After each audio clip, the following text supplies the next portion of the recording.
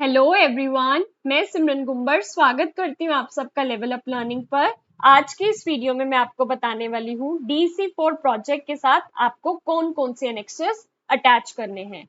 आज की इस वीडियो में मैं आपको इंग्लिश मीडियम के प्रॉपरली फिल्ड एनेक्सेस दिखाने वाली हूँ कि कौन कौन से एनेक्सेस अटैच होंगे, वो कैसे मिलेंगे और कैसे मार्क्स देने हैं। It is very important to attach correct annexes.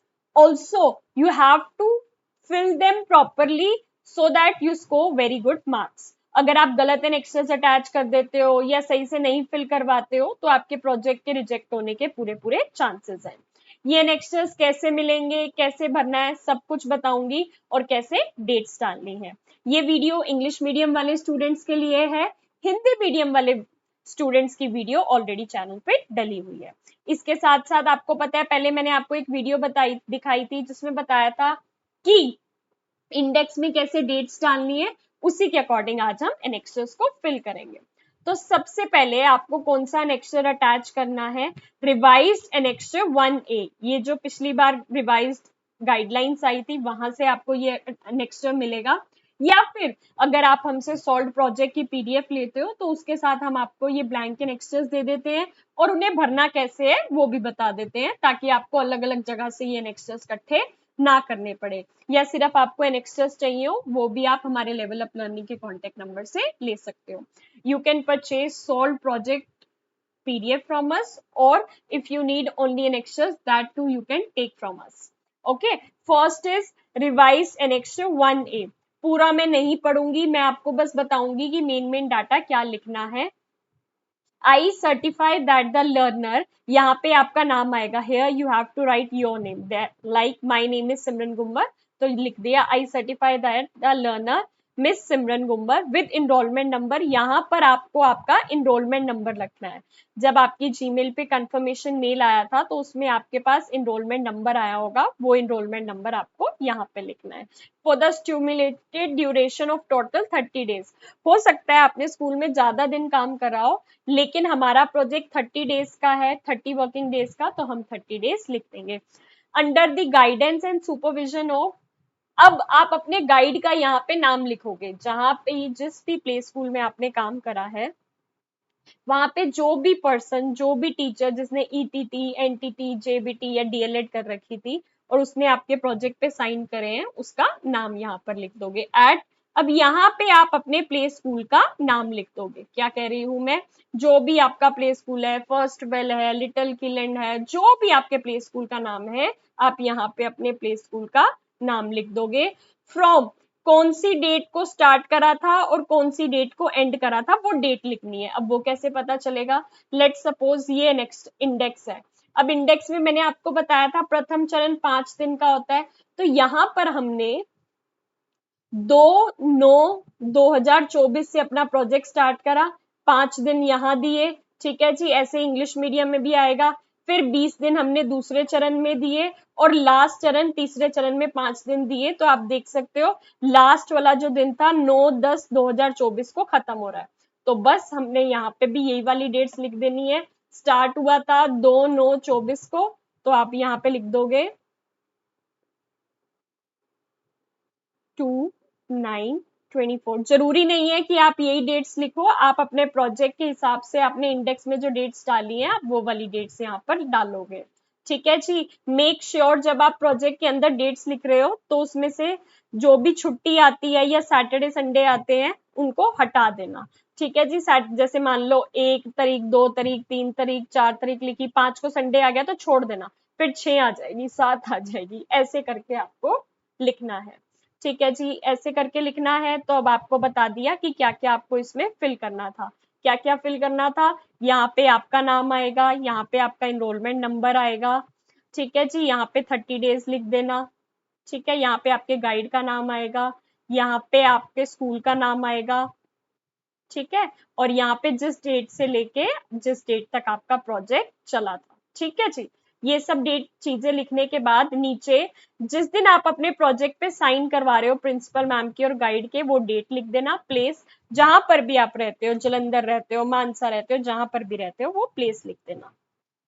यहाँ पर अब name and signature of principal. अब आपके स्कूल की जो प्रिंसिपल मैम है उनका पूरा नाम और उनके सिग्नेचर आ जाएंगे और स्कूल की यहाँ पे स्टैंप लगवा लेना। ठीक है जी, नीचे आओगे तो नीचे फिर यहाँ पे आपका नाम आ जाएगा, यहाँ पे आपका एनरोलमेंट नंबर आ जाएगा और इन सब चीजों पे 1 2 3 4 5 6 7 इन सब पे टिक कर देना। जिस दिन साइन करवा रहे हो वो डेट लिख देना, यहाँ पे अपनी जगह लिख देना।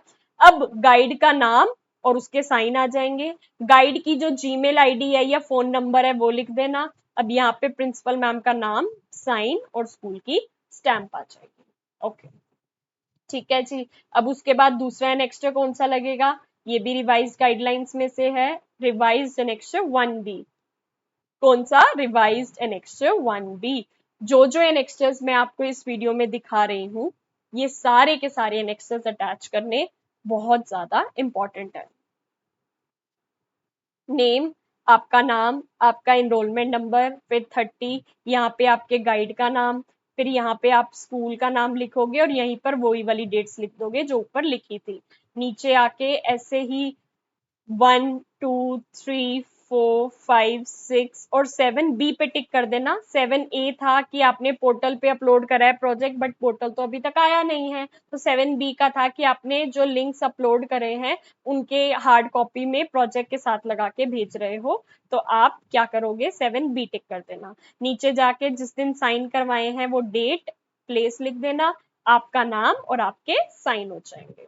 ऐसे ही सेकंड भी फिल हो गया। अब थर्ड है कि जो आपका गाइड बना है उसने क्या क्या कर रखा है। पहले तो गाइड का नाम लिख देना, उसने क्या क्या कर रखा है। जैसे आपके गाइड ने BA NTT ETT कर रखी है वो लिख देना, कोई उन्होंने ट्रेनिंग प्रोग्राम अटेंड किया हुआ है तो वो लिख देना, कितने साल का एक्सपीरियंस है वो लिख देना। इसमें कुछ भी चाहे लिख दो, कोई फर्क नहीं पड़ता, कोई नहीं देखता। डेट, अब यहाँ पे डेट लिख दोगे जिस दिन आपने साइन करवाए हैं। प्लेस, जहां से आप हो, ठीक है, यहाँ पे गाइड का नाम आ जाएगा, उसके साइन आ जाएंगे, उसका फोन नंबर या ईमेल आईडी जो लिखनी हो। फिर प्रिंसिपल मैम का नाम आ जाएगा, साइन आ जाएंगे और क्या आ जाएगी, स्टैंप आ जाएगी। ठीक है जी, तो ऐसे आपको करना है। उसके बाद आपका जो गाइड है, गाइड ने क्या कर रखा है, ETT NTT JBT उनके डिप्लोमा की फोटोकॉपी आ जाएगी। जैसे ये मैंने यहाँ पे सैंपल के लिए अपनी लगाई हुई है, देख लो सिमरन गुम्बर की है, मैंने फर्स्ट डिवीजन से DECE कर रखी है, तो ये मेरी डिप्लोमा की फोटोकॉपी मैंने लगा दी है। उसके बाद ये नेक्स्ट 3 आ जाएगा, ये DC4 प्रोजेक्ट की बुक में से आपको मिल जाता है। ठीक है जी, बाकी तो अगर आप हमसे सॉल्व प्रोजेक्ट की PDF लोगे तो उसके साथ तो हम आपको एनेक्स्टर्स ब्लैंक देते ही हैं और उन्हें भरना कैसे है वो भी बताते हैं। ठीक है जी, अगर सिर्फ एनेक्स्टर लेने हो तो वो भी मिल जाएंगे। डे 1 10 में से 9 मार्क्स दे दिए, डे 2 10 में से 10 मिल गए, डे 3 डे 4 डे 5 ये सारे 10 10 में से मार्क्स देने थे, तो जितने जितने मार्क्स आए इनको टोटल कर लेना। जैसे 9 10 9 8 9 इन सबको प्लस करा तो 45 हो गए। यहाँ बच्चे को 45 मिल रहे हैं 50 में से। ठीक है, ऐसे फेज 2 में हर एक्टिविटी के 30 मार्क्स हैं। एक्टिविटी प्लान के 10 में से 9 मिल गए, उसको करवाने के 10 में से 9 मिल गए, उसकी रिपोर्ट के 10 में से 8 मिल गए, तो 9 प्लस 9 प्लस 8 हो गए 26। तो पहली एक्टिविटी में बच्चे को 26 मार्क्स मिल गए। ऐसे ही दूसरी एक्टिविटी में 8 9 9 और ये यहाँ पे आपको 26 मार्क्स मिल गए।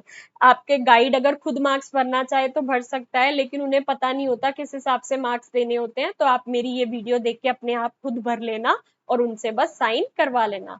ऐसे ही एक्टिविटी 1 2 3 4 5 6 7 8 9 ऐसे करते जाओगे।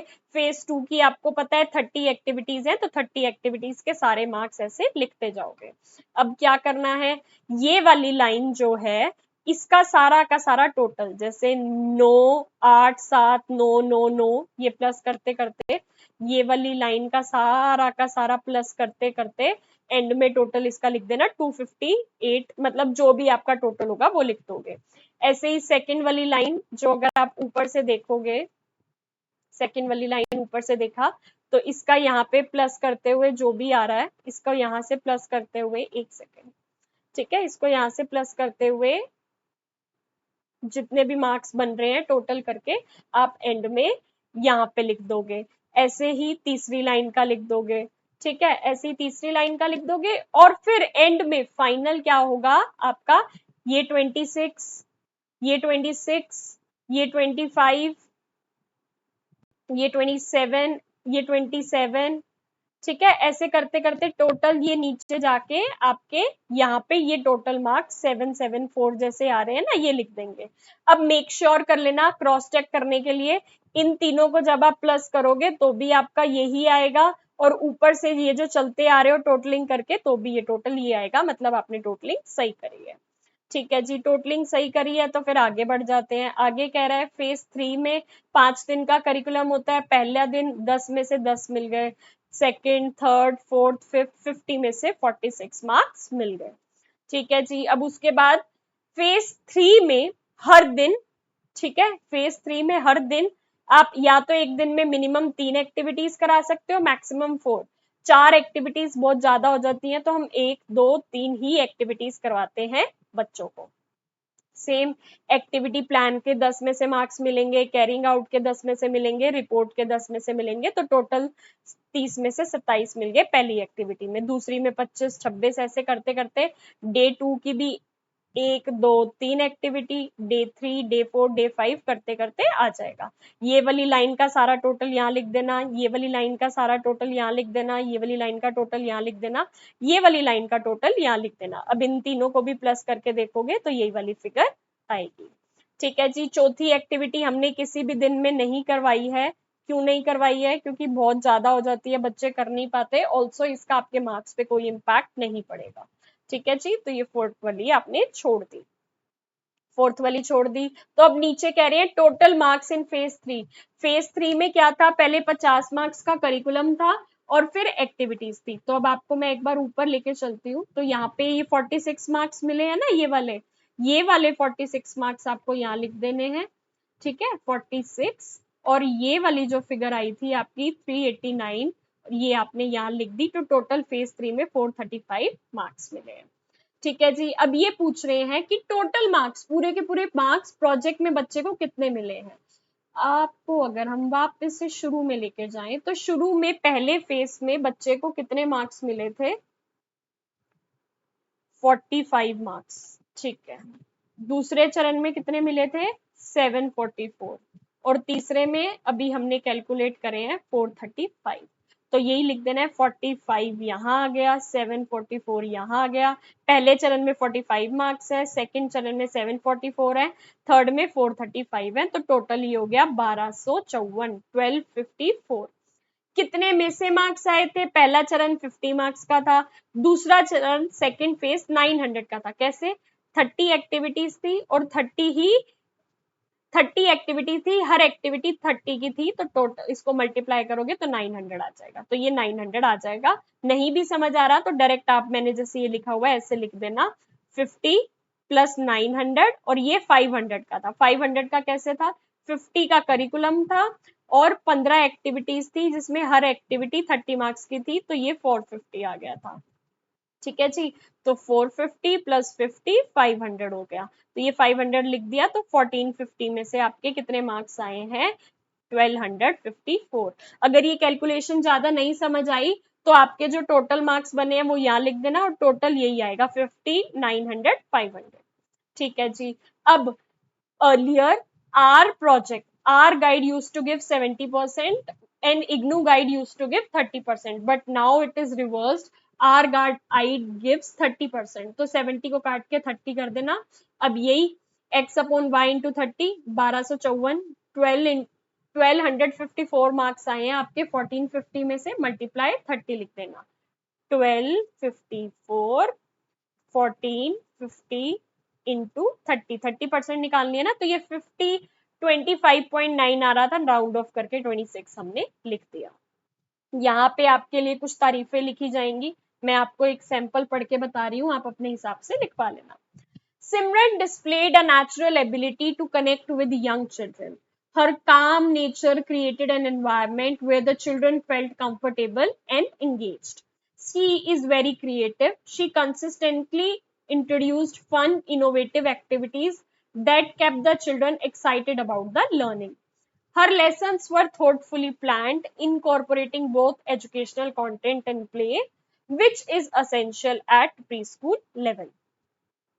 Simran also demonstrated excellent classroom management skills, effectively balancing structure and flexibility to ensure the smooth flow of the day. Overall, Simran is a dedicated and talented preschool teacher. She will continue to thrive and make a positive impact in the field of early childhood education. जिस दिन sign करवाए हैं वो date, place, आपके guide का sign, principal ma'am का sign और stamp करवा लेना। उसके बाद ये सेक्शन बी वाला खाली छोड़ के पेजेस लगा देने हैं, ये इग्नू वाले खुद मार्क्स देते हैं। ठीक है जी, तो ये जो पेजेस मैंने 12 पेजेस दिखाए हैं, ठीक है जी, 12 ये, ठीक है जी, एक इसके अंदर गाइड के डिप्लोमा की फोटो भी लगी हुई है तो 11 मान लो। तो ये सारे के सारे एनेक्सर्स आपको ऐड करने हैं in order to score good marks. इनमें से कोई भी एनेक्सर अगर आप स्किप कर देते हो तो मानकर चलो आपका प्रोजेक्ट रिजेक्ट होने के चांसेस है। आई होप आपको ये वीडियो अच्छी लगी होगी। अगर आप डीसी कर रहे हो या इग्नू से कोई भी कोर्स कर रहे हो और आपको सॉल्व असाइनमेंट चाहिए, प्रोजेक्ट चाहिए, एग्जाम्स की तैयारी के लिए गेस्ट पेपर्स चाहिए, इंपॉर्टेंट क्वेश्चन आंसर चाहिए, या फिर एनटीटी कर चुके हो और उसके बाद गवर्नमेंट जॉब की प्रिपरेशन के लिए नोट्स चाहिए, सब कुछ आपको हमारे लेवल अप लर्निंग के कॉन्टेक्ट नंबर से मिल जाएगा जो कि आपको स्क्रीन पर शो है। Thank you very much for watching. Channel को सब्सक्राइब कर लेना, नीचे व्हाट्सएप चैनल और टेलीग्राम चैनल का लिंक गिवन है, उसे ज्वाइन कर लेना ताकि सारे अपडेट्स आपको मिलते रहे। इस हिसाब से प्रोजेक्ट बनाओगे तो अभी तक के जैसे हमारे बच्चे 90 प्लस मार्क्स लेकर आ रहे हैं, आप भी 90 प्लस मार्क्स ही लेकर आओगे। Thank you so much.